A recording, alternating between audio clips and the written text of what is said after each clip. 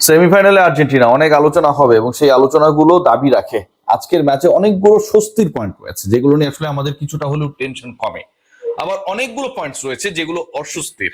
স্ক্যালোনির coaching দর্শন, অতিরিক্ত defensive হয়ে যাওয়া, একসময় আর্জেন্টিনা যেন টেনশনে পড়ে যাওয়া, 110 মিনিট পর্যন্ত এক গোল দিয়ে থাকা আর্জেন্টিনা শেষ 10 মিনিটে 2 গোল দিয়ে সেই প্রেশারটা কমিয়েছে। অনেক ধরনের ডিসকাশনের পয়েন্ট রয়েছে, তবে সব ডিসকাশনে যাবো ডেফিনেটলি। দুটো পয়েন্ট আপনাদের সাথে আগে শেয়ার করে নেই।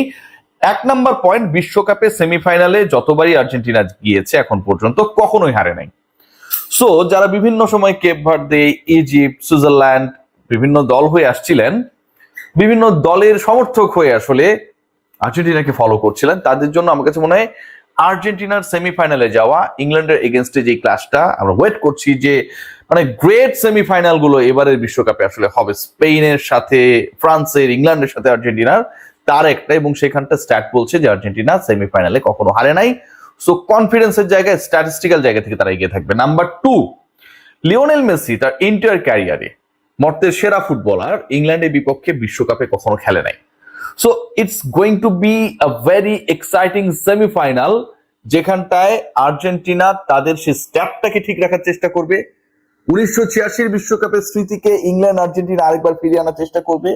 দুই দেশের মধ্যে ফকল্যান্ড আইল্যান্ডকে কেন্দ্র করে যে ধরনের উত্তেজনা একটা সময় ছিল, সেটা আবার নতুন রূপ পাবে এবং আর্জেন্টিনা আরো একবার ফাইনালে যাবার পণ করে নামবে।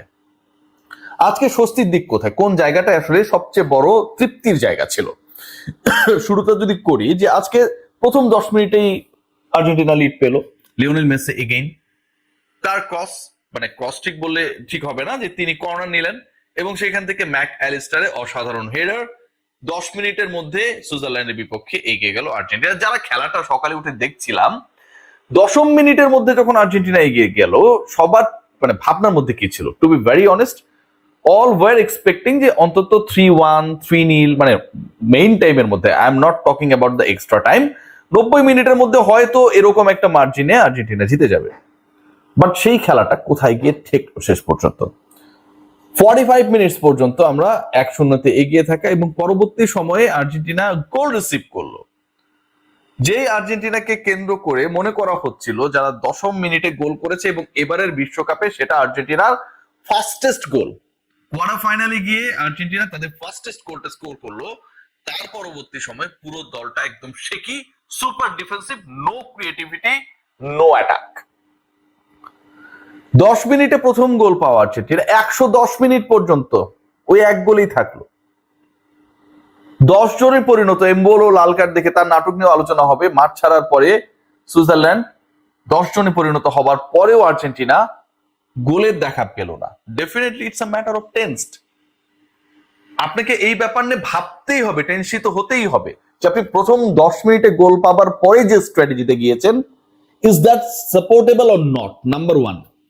নাম্বার 2, আপনি পরের আরো 100 মিনিটে কোনো গোল পেলেন না, যেখানে একটা সিগনিফিকেন্ট নাম্বার অফ টাইম প্রতিপক্ষ Switzerland, they had only 10 footballer, 1 down, they were only defending that time.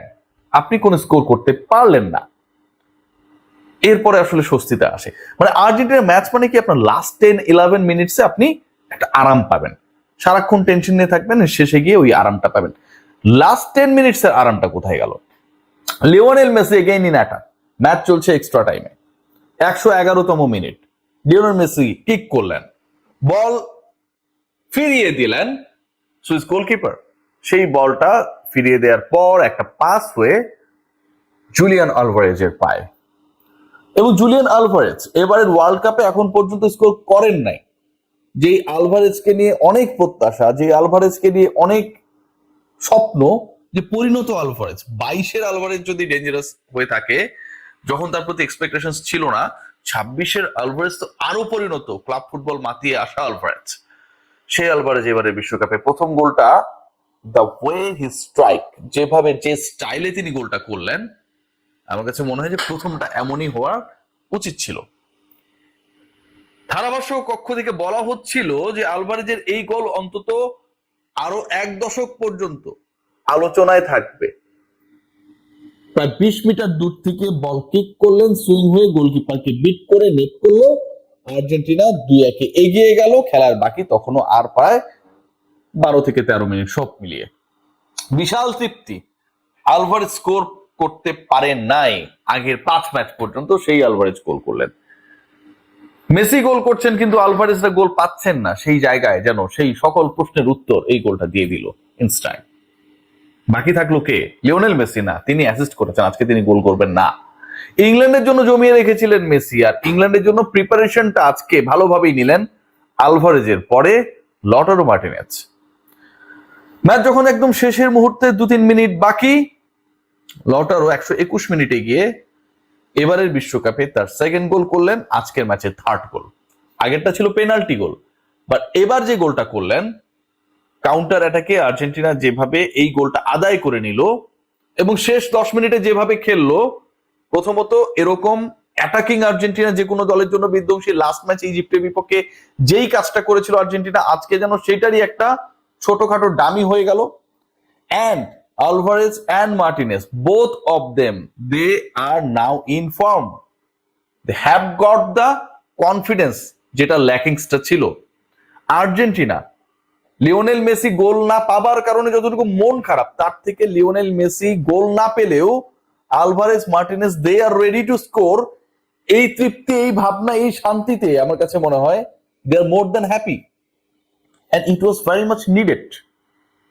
Mac Allister, Alvarez and মার্টিনেজের 3 গোল আজকে আমার কাছে মনে হয় যে was very much needed for Argentina. But যেই সময় আর্জেন্টিনা গোলগুলো করেছে, এক্সট্রা টাইমে খেলাটা চলে গেছে, that was not convincing, expected.